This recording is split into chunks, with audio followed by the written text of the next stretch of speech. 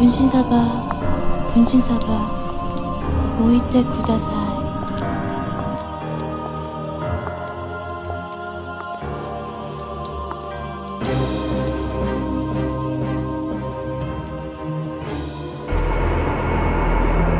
Halo, kembali lagi bersama dengan channel YouTube Bung Rian MTV. Senang berjumpa dengan Anda hari ini. Mudah-mudahan Anda semakin sehat, bahagia, dan selalu bersemangat. Di Indonesia, banyak sekali dengan seni dan budaya yang mungkin saja hal itu bisa membuat atau menjadi sebuah pembelajaran dalam kehidupan kita untuk kita dapat hidup menghargai orang lain, menghargai budaya. Dan banyak sekali tanaman-tanaman di lingkungan sekitar kita yang mempunyai manfaat yang luar biasa jika digali dengan spiritualisme. Keluarga Anda atau rumah Anda terasa sangat panas, kemudian sering cekcok, keluarga sakit-sakitan, bisa jadi ada sesuatu hal yang tidak beres di dalam lingkungan Anda. Menurut tradisi dari nenek moyang secara turun-temurun, untuk menghindari hal-hal gaib yang mungkin saja terjadi di dalam rumah sekitar. Boleh percaya dan boleh tidak. Beberapa tanaman ini dipercaya dapat menangkal serangan gaib dari godaan setan, dari jin. Dan inilah 7 tanaman yang dipercaya dapat mengusir roh jahat yang berada di dalam rumah Anda, lingkungan Anda, maupun dari dalam diri Anda sendiri yang terkena roh jahat.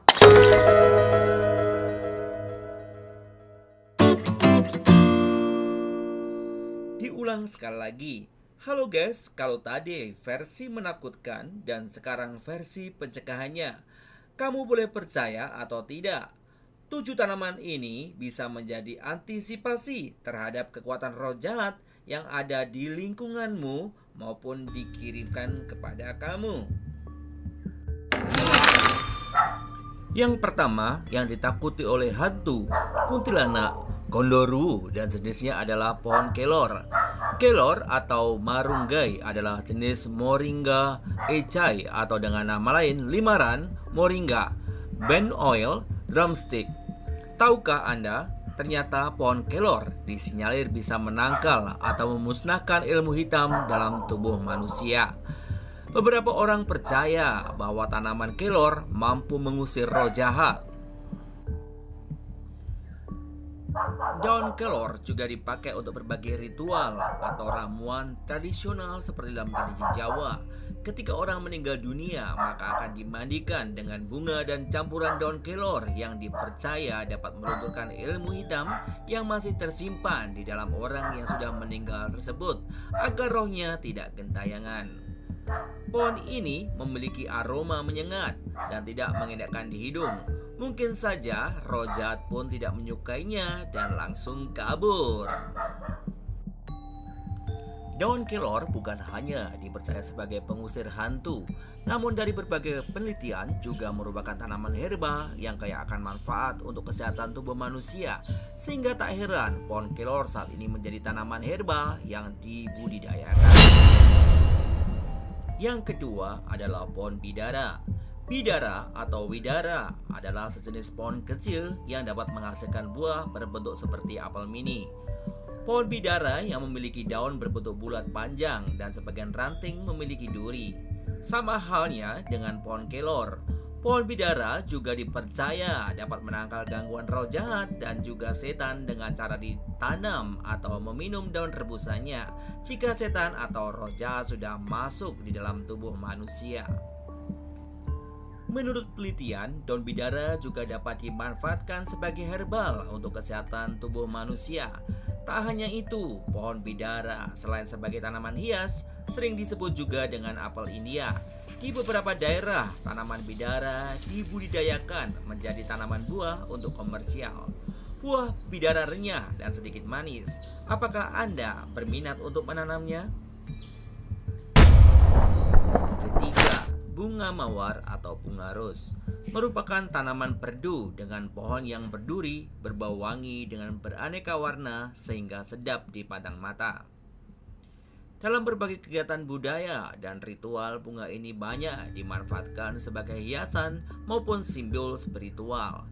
Bunga mawar merah juga sering digunakan dalam mengungkapkan cinta bagi orang yang sedang jatuh cinta, seperti pemberian bunga mawar di saat hari Valentine. Namun siapa sangka di balik keindahan bunga mawar merah mempunyai manfaat gaib yang tidak banyak diketahui oleh masyarakat umum, yaitu dapat dipercaya mengusir roh jahat dengan cara dipercikan atau meminum air bunga mawar. Bunga mawar merah dalam dunia kecantikan dan makanan dapat dijadikan bahan pewangi, tambahan produk kecantikan atau sirup, dan campuran aneka minuman serta makanan. Keempat, pohon bambu kuning atau pring kuning dalam bahasa Jawa.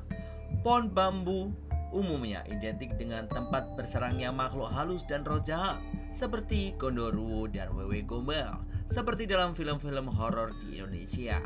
Namun berbeda dengan pohon bambu kuning, justru banyak dijadikan sebagai hiasan dan ditanam di pekarangan rumah. Bambu kuning justru dapat jadikan tameng atau benteng untuk mengusir setan dan gerombolannya. Pohon bambu kuning dipercaya dapat membantu mencegah niat jahat dari pencuri atau perampok yang ingin masuk ke dalam rumah. Tak heran jika sebagian orang yang percaya manfaat bambu kuning, maka mereka akan menanamnya sebagai pagar halaman atau mengelilingi rumah sebagai pagar gaib. Selain sebagai hiasan dan penangkal dunia gaib, bagi orang Tionghoa dipercaya sebagai pohon yang mendatangkan rezeki dan keseimbangan Feng Shui. 5. Pohon tebu hitam atau tebu ireng dalam bahasa Jawa. Pohon tebu ireng memiliki pohon dan daun yang hitam.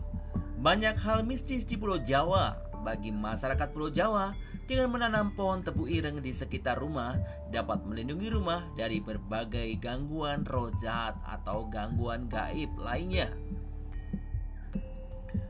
Posisi terbaik menanam pohon tebu ireng adalah di halaman rumah, di pojokan atau sebagai pagar. Selain mampu mengusir roh jahat, tebu ireng juga bisa dimanfaatkan sebagai tanaman herbal dengan meminum sari tebunya.